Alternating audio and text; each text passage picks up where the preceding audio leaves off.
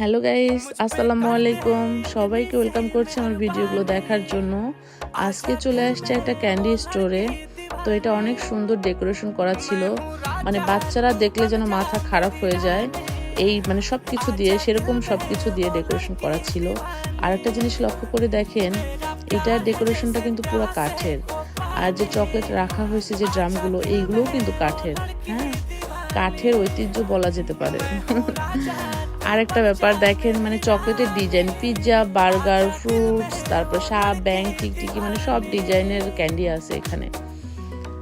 আর কালারফুলের কথা তো বলবোই না।